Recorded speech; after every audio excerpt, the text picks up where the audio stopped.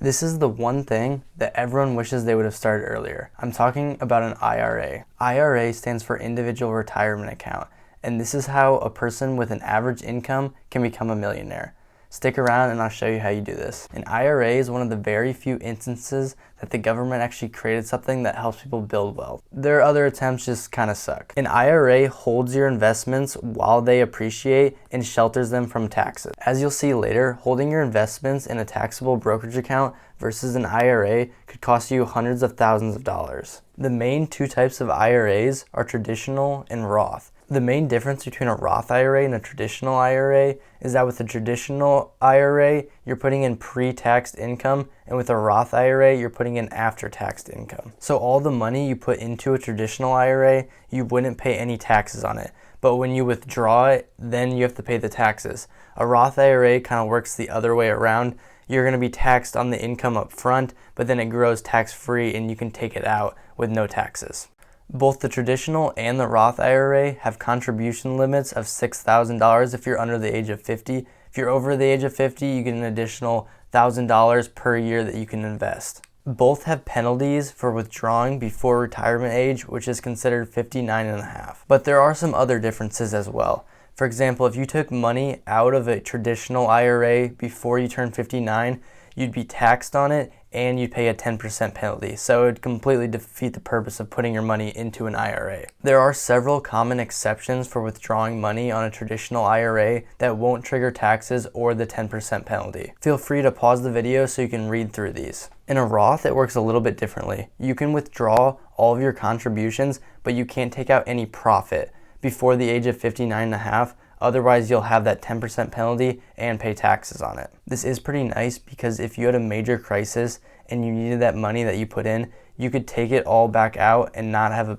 to pay the penalty or taxes on it. Another small difference is that with a traditional IRA, you'll be forced to start withdrawing small amounts of money at the age of 72. And with a Roth IRA, there is no forced withdrawals. Also with a Roth IRA, if you make above a certain amount of money, you won't be able to keep contributing to your Roth IRA, but you could just convert an IRA into a Roth IRA, which is known as a backdoor Roth IRA. There are other small differences, but if you want more information, you can go to the IRS website. Also, this video does a great job of explaining the difference between a traditional and a Roth. Alright, so which IRA is right for you?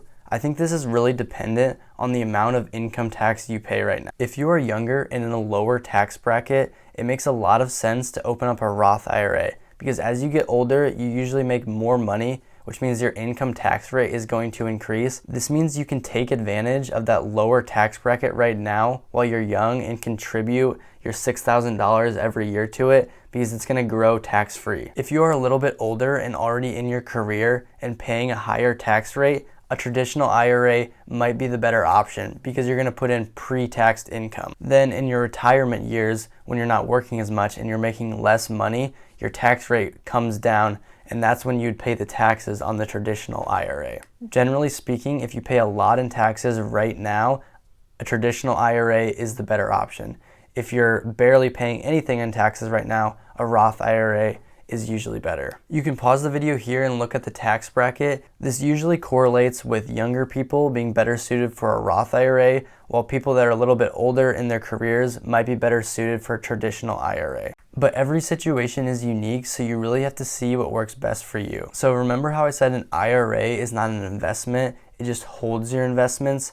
We still need to decide what to put into that Roth IRA or traditional IRA. I have an in-depth video about investing for beginners, so I won't go into a ton of details right now, but I'll summarize a few things right here. In a retirement account, broad index funds are a great choice, especially if you're new to investing and are not comfortable with picking individual stocks. An example of index funds would be the S&P 500, which contains 500 of the largest companies in America, and also the Russell 2000, which is the smallest 2,000 companies in the stock market. This gives you a high level of diversification and limits your risks. My target portfolio allocation looks like this. I have about 40% in an S&P 500 mutual fund, 30% in small to mid-cap mutual funds, 15% in an international mutual fund, and then 15% in real estate. This is not some perfect portfolio. This is just what works for me based off my age and my risk tolerance. I want to show you why you should really consider opening up an IRA today. Waiting just a few years has a massive impact on your overall performance. We'll go through a quick scenario where the first person starts investing at 18 years old and the second person starts investing at 25. I'm assuming both are contributing $6,000 a year, and once they turn 50, it'll be $7,000 a year. I'm also assuming that their investments will yield on average of a 9% return, because that's what the S&P has averaged over its lifetime. Also, this calculator is not perfect. So I chose the 9%, but realistically, as you age and as you're nearing your retirement, you're probably going to move into safer investments that are less volatile, which will probably hurt your overall returns. So these numbers at age 60 are probably slightly inflated, but this completely depends on what you're investing in and what the market does. Another slight issue with this calculator is that I can't hypothetically represent what people might do when they retire. Usually retired people would be withdrawing a little bit of money each year to live off of, but their main investment is still going to grow. They're just going to be subtracting from that. So when you see this number at age 60, the investment will still continue to grow after that. It's just you're going to be taking some money out of it as it progresses. So for most people at age 70, they're going to have a lot more money than at age 60, even if they are withdrawing small amounts each year to live off of. You can really see the major impact waiting 7 years to start investing in an IRA really has. The 25-year-old's IRA, which was maxed out every year for 35 years and grew at a 9% rate, would equal $1.4 million at the age of 60. However, the 18-year-old investing the same amount with the same rate will earn $2.6 million at the age of 60. It's crazy to think that a 7-year difference could equal $1.2 million.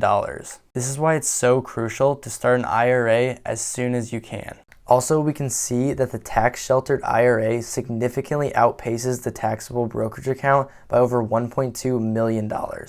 Compound interest needs time, and the earlier you start, the better your rewards will be. Alright, thank you so much for watching, and if you want to see my beginner guide to investing, click here, and I'll see you guys in the next one.